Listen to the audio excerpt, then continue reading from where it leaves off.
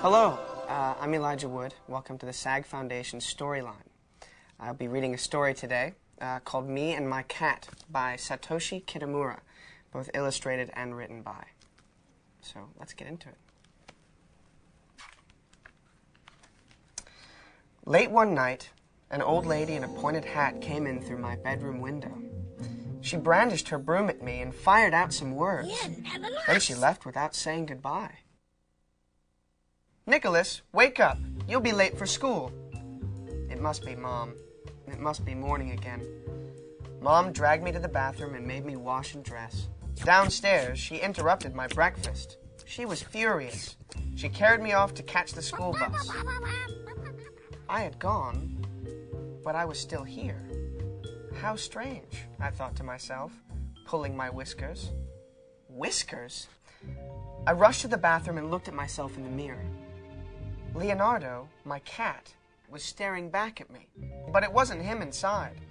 It was me, Nicholas. I couldn't believe my eyes. I had turned into a cat. Don't panic, I told myself. I sat in the armchair to consider the situation carefully. I fell asleep. When I woke up, I felt a little better. Maybe it wasn't such a bad thing to be a cat. I didn't have to go to school, did I? I hopped onto the table and from there to the top of the shelves. What fun! I could never do this before. I decided to leap toward the cupboard on the other side of the room. Ready, set... Oops. Mom threw me out of the house. While I was rambling in the garden, Gioconda, the next-door neighbor cat, came up and licked me all over my face. Yuck! Time to go for a walk, I thought. The brick wall was warm under my paws. As I got close to Miss Thompson's garden, a funny thought occurred to me. Miss Thompson had given me Leonardo when he was a kitten. Leonardo was Heloise's son. Did that mean that Heloise was now my mother? Meow, meow. Hello, Mom, I called tentatively. She ignored me completely. Farther along, I came across 3 mean-looking cats.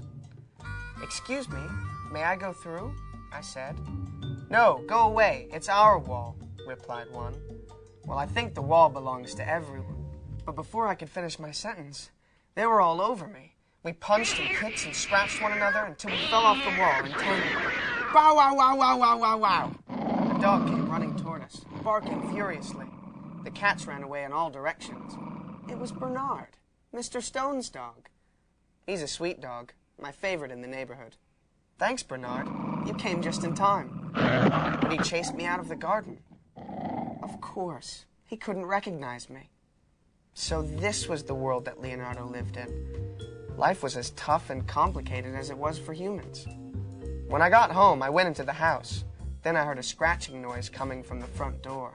It was me, back from school, trying to get in through the cat flap. But was he me, Nicholas? Or was he poor little Leonardo inside my body?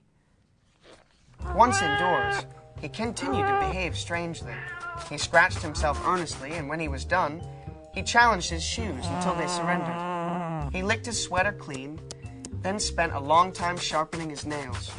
He found the goldfish particularly fascinating. He tried to sort the washer and the yarn, but at last he gave up. He found the radiator and the litter box irresistible. But he didn't seem to like me at all. At last, Mom saw something was wrong with her son. She became so worried that she called the doctor and asked him to come at once. Nothing to worry about, said Dr. Wire. He's just a little overtired. Send him to bed early, and he'll be fine in the morning. Mom was still very upset. She held him tight in her arms all evening. I felt sorry for them both. I climbed on Leonardo in my shape and stroked his cheek. He purred. Then Mom stroked me gently. I purred. Later that night, the old lady in the pointed hat came in through my bedroom window. Sorry, love, I got the wrong address, she said. She brandished her broom and blurted out some words. Then she left without saying goodnight. Nicholas, wake up! You'll be late for school, I heard Mom shouting.